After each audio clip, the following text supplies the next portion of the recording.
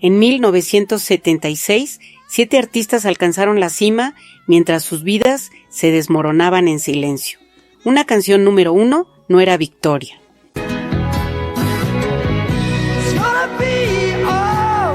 Era el peso que finalmente los quebraría. Una voz en el estudio, perfecta y técnica, escondía una cara hinchada por las drogas. Un contrato de $1 millón enmascaraba deudas de 600,000 que nunca desaparecerían. Una gira de 100 ciudades construía un imperio mientras destruía a la mujer que lo cantaba.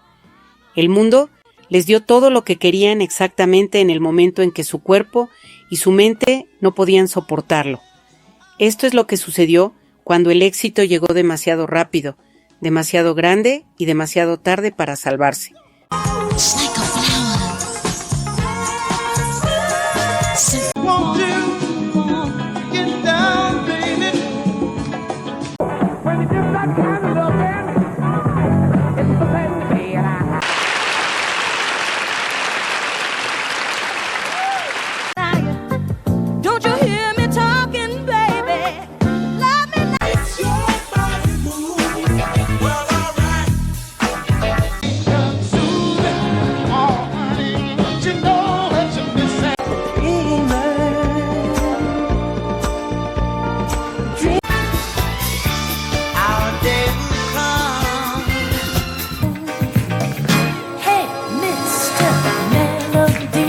El número 13 en 1976 fue Sweet Thing, de Rufus y Chaka Khan. La canción llegó al primer lugar en las listas de R&B y al quinto en las listas generales.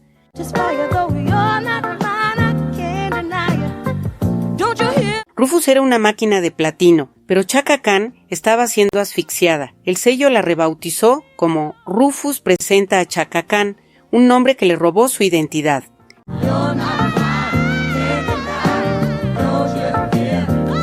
Ella era la voz, pero la banda llevaba el crédito.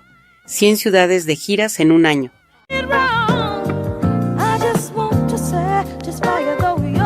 100 ciudades de estar en segundo lugar. En 1978, durante las sesiones para Street Player, en los estudios ABC, Khan firmó un contrato de $500,000 con Warner Bros. Para grabar sola.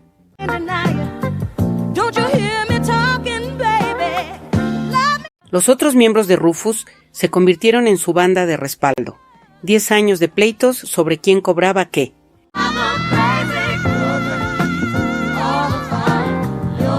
La canción vivió más que el grupo. Mary J. Blige la grabó en 1992 y la hizo suya.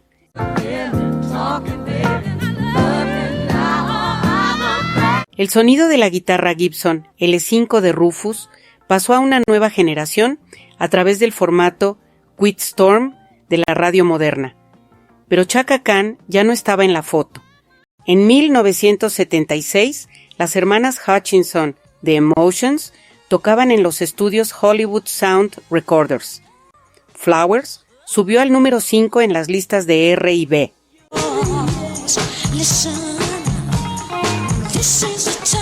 Las 3 hermanas cantaban bien, muy bien, pero sus gargantas estaban siendo destrozadas. Habían crecido cantando gospel en Chicago, en iglesias, en familia.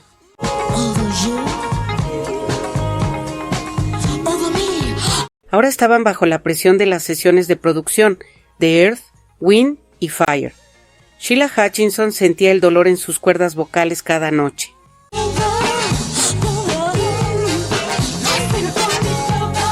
Las hermanas estaban lejos de casa, lejos de su familia que las manejaba. En 1982, Columbia Records las dejó ir.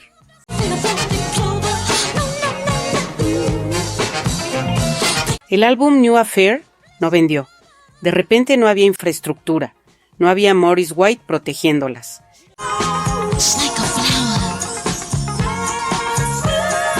Solo deudas legales y contratos que las ataban.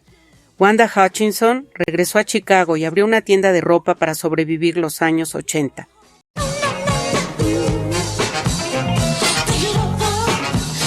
Pero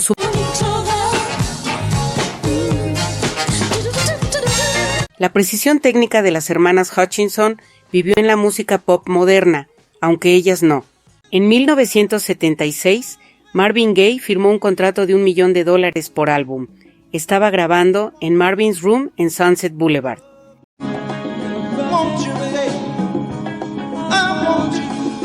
Parecía que lo tenía todo, pero debía $600,000 al IRS y consumía $100 diarios de cocaína solo para dormir.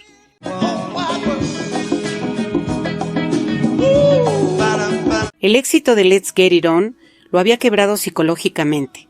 En marzo de 1976, un juez firmó el divorcio de Gaye de Anna Gordy.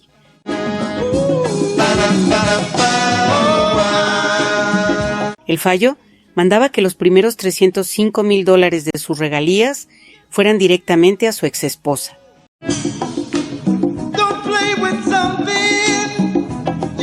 La mitad de todo lo demás también. Su siguiente obra maestra iba a ser pagada por orden judicial.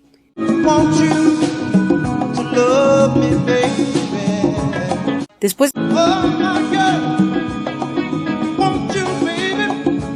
su Rolls Royce de 1967 fue embargado por los acreedores, pero el sonido de su voz en 1976, esa respiración susurrada que grabó en múltiples capas, eso sobrevivió.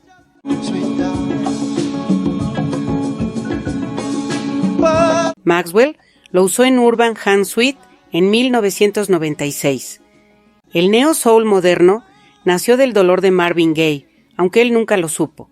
En junio de 1976, Wild Cherry lanzó Play That Funky Music y llegó al número 1 en el Hot 100.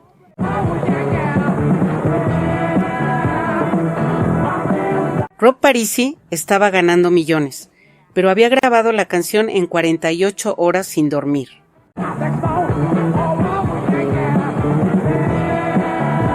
Su mente se rompió.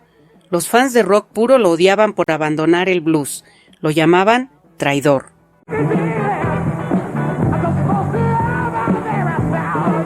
Su Ohio natal lo rechazaba. En 1976 y 1977, Epic Records le exigió que replicara ese éxito.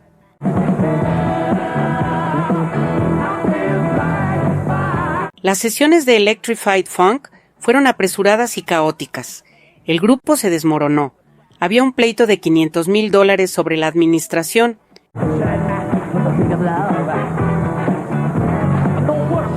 La banda se congeló. En 1979, Wild Cherry se disolvió.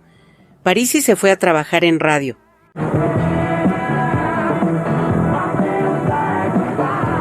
Desapareció del mundo del disco, pero su guitarra sincopada, ese rasgueo específico de los 70, quedó en el aire.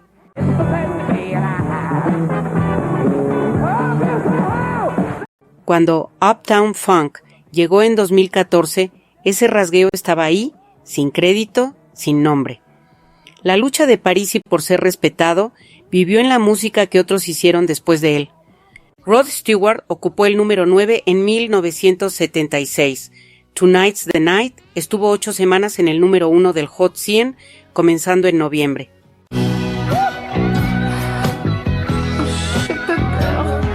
Stewart vivía en Los Ángeles como exiliado fiscal. El Reino Unido cobraba un 98% de impuestos a los artistas ricos. Él huyó.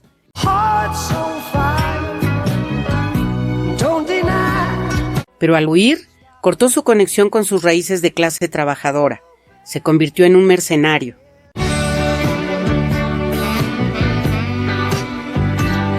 En enero de 1977, Leo Sayer lo sacó del número 1. Ese mismo mes, su relación con Britt Ekland se disolvió públicamente.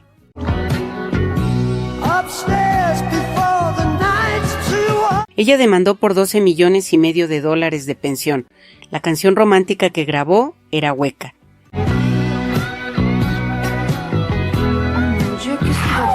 Era una mentira. Después de los 70, Stewart se mudó a Las Vegas. Residencias permanentes, canciones de otros compositores.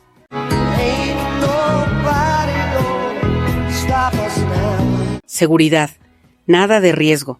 Pero ese susurro íntimo que usó en Tonight's the Night ese sonido de estar muy cerca del micrófono, eso pasó a Billie Eilish y a toda una generación de artistas de bedroom pop.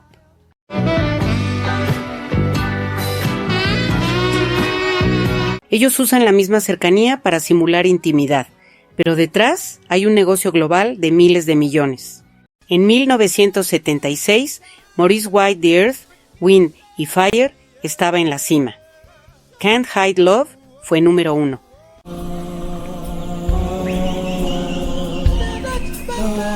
Triple platino, estaban grabando en Hollywood Sound Recorders, pero White tenía un secreto. La enfermedad de Parkinson estaba avanzando en su cuerpo. Él no lo dijo.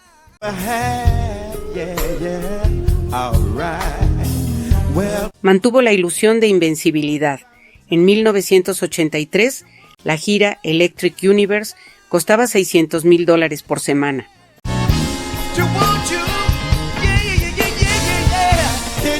Las entradas no se vendían. White disolvió la banda de 12 músicos. Se encerró 4 años en silencio.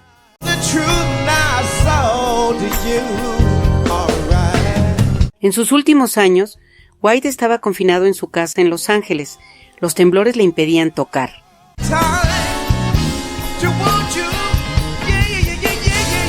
Pero en 2019, Beyoncé usó la sección de 13 compases de Can't Hide Love en su presentación de Homecoming.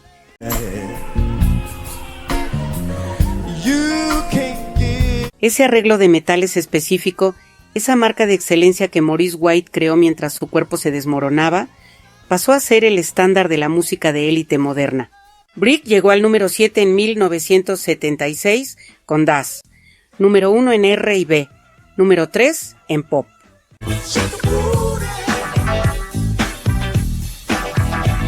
Vendieron 1 millón de copias, oro, pero los miembros de la banda recibían $40 por semana de su administrador.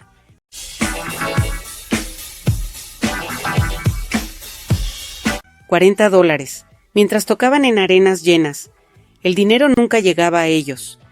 En 1978, cuando quisieron hacer algo diferente, algo que no fuera disco jazz, el sello Band Records les dio $0 de promoción.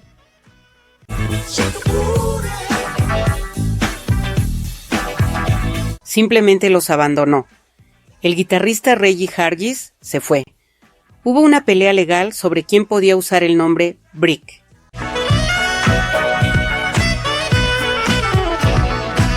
La banda original perdió. Durante los 80 no cobraron nada. $0 en regalías durante décadas.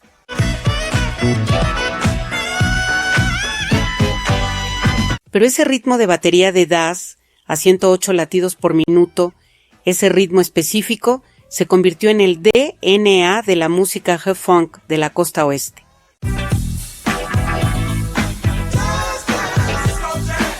Snoop Dogg lo mostró en Tashi's Need en los 90. El sonido que los empobreció definió una década de rap. The Spinners, en 1976, eran la banda estrella de Atlantic Records. Wake Up America estaba en todas partes.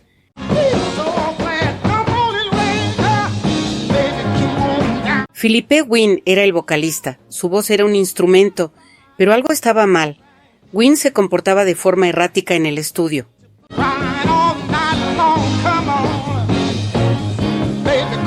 Exigía el 50% de los ingresos del grupo. Los otros 4 miembros votaron para sacarlo.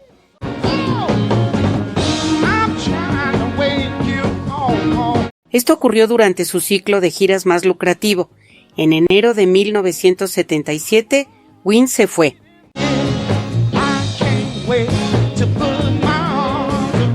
La química creativa que había producido 6 álbumes de oro o platino desapareció con él.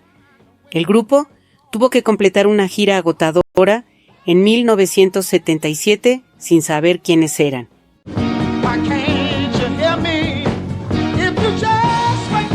Wynne intentó una carrera solista, fracasó.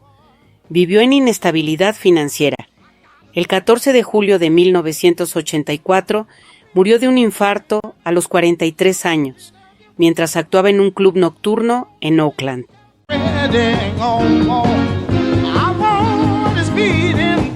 Pero su forma de cantar, esa técnica de melisma, esos adlibs de gospel, eso pasó a Justin Timberlake.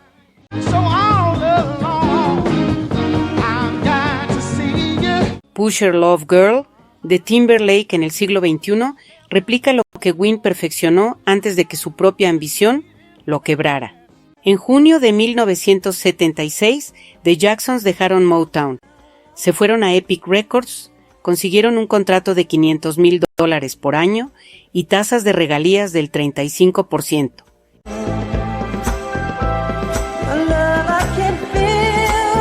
Pero perdieron el nombre Jackson 5. Berry Gordy se quedó con eso. Mientras Dreamer llegaba al número 1 en las listas de soul del Reino Unido, los hermanos estaban bloqueados de su propio catálogo.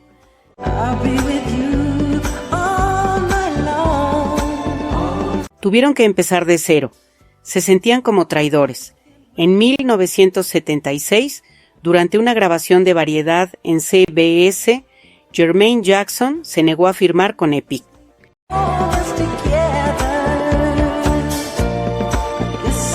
Eligió a su esposa, Hazel Gordy, la hija de Berry, sobre sus hermanos.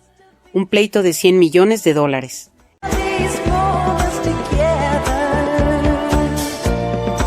La familia se rompió en una sola firma legal. Michael grabó Dreamer en los estudios Sigma Sound, solo, sin sus hermanos por primera vez en su vida profesional.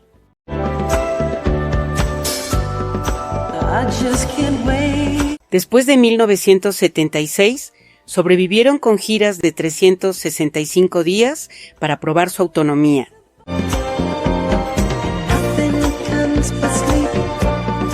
Pero ese sonido de Philadelphia Soul, esa tensión rítmica a 115 latidos, ese canto desesperado, eso vivió en Bruno Mars y su proyecto Silk Sonic.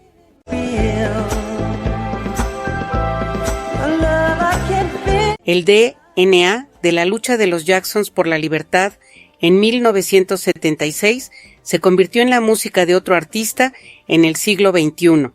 Stevie Wonder, en 1976, firmó el contrato más grande en la historia de la música, $13 millones.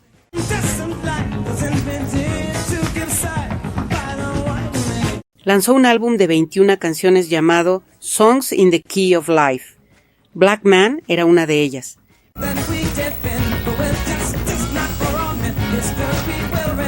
Para grabarla, Wonder se encerró en Crystal Sound durante 48 horas sin dormir. Estaba obsesionado con la precisión técnica.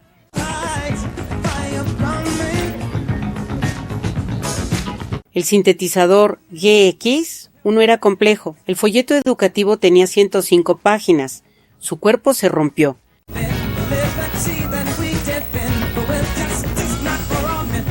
Tuvo vértigo documentado. Se desconectó de su hija recién nacida durante sus primeros meses de vida.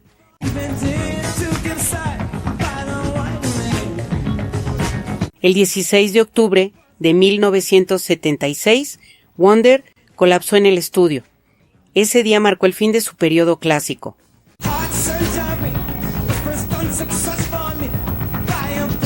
Entró en un silencio de 3 años. Su mente no podía producir más. Después, pasó una década con lanzamientos esporádicos y pleitos sobre la propiedad artística.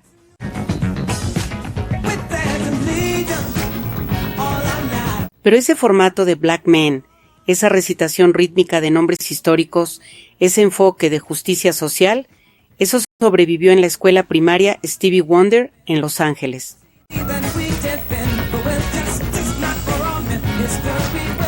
Y Janelle Monáe lo replicó en Hell You Talking About. El colapso de Wonder en 1976 plantó la semilla para la música de protesta de otra generación. Frankie Valli ocupó el número 3 en mayo de 1976 con Our Day Will Come. Llegó al número 11 en las listas Adult Contemporary.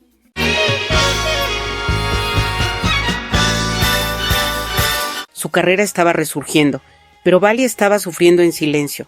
Tenía otosclerosis avanzada. Los huesos de su oído interno se estaban calcificando.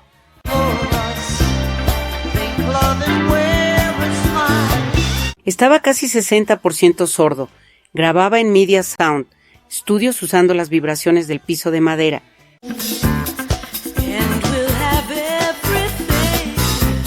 Usaba la conducción ósea de su propio cráneo para mantenerse en clave.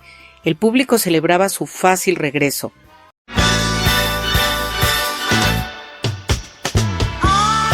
Pero era una mentira. En 1980, su hija Celia cayó de un edificio y murió. Meses después, su hija más joven, Francine, murió de una sobredosis de drogas.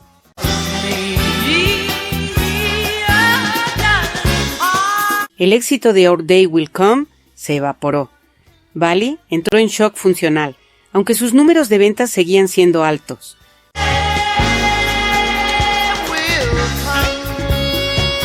En 1980 se sometió a una cirugía brutal. Reemplazaron sus huesos del oído con prótesis de teflón.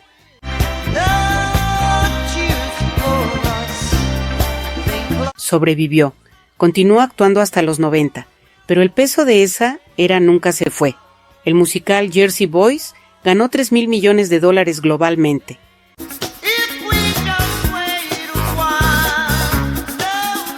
Usa el contraste entre los arreglos disco pop alegres de 1976 y la mortalidad devastadora fuera del escenario de su familia para mostrar el costo permanente de la fama. Natalie Cole en 1976 ganó un Grammy por mejor actuación vocal de R&B femenina por Mr. Melody.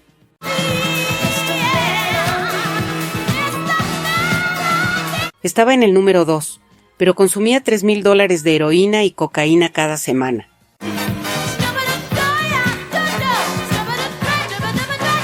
La precisión técnica de su voz en el estudio era perfecta, pero su cara se inflamaba por el uso intravenoso.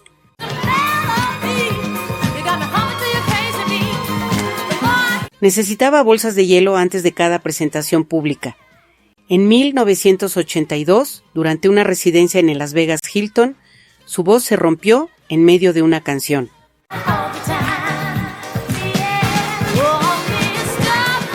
Un vaso sanguíneo reventó en su garganta. Era la manifestación física de una adicción de más de $1 millón.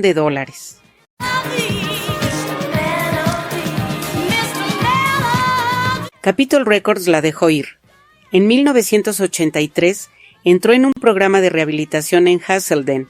Reconstruyó su carrera en los 80.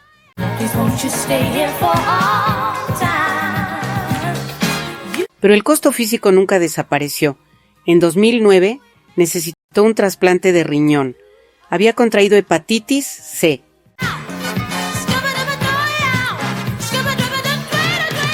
Su legado es el dominio técnico de alto brillo frente a la ruina interna. Amy Winehouse replicó ese contraste en Rehab en 2007.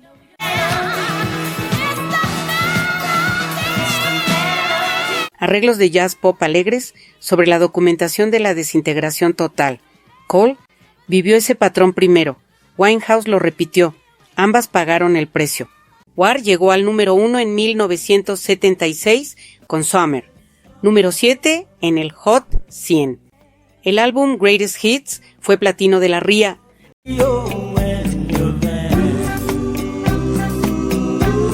Los 7 miembros fundadores eran una máquina, pero su administrador, Jerry Goldstein, los tenía atados en un enredo legal de $100 millones. Él controlaba todo.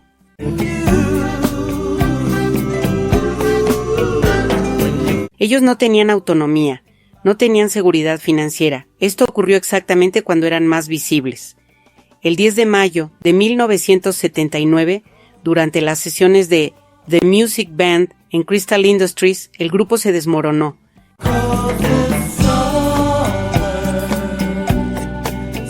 B.B. Dickerson se fue por disputas de regalías. Después, en los 80, perdieron el nombre War en un acuerdo legal.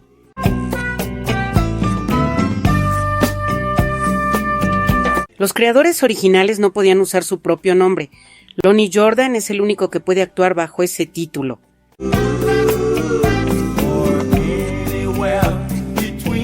Los otros 4 sobrevivientes tuvieron que girar como Lowrider Band, una degradación material, menos ventas, menos respeto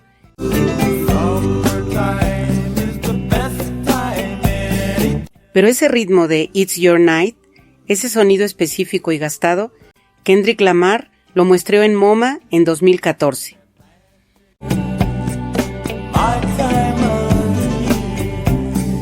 El legado robado de War vivió en el hip hop moderno, aunque ellos nunca cobraron por ello.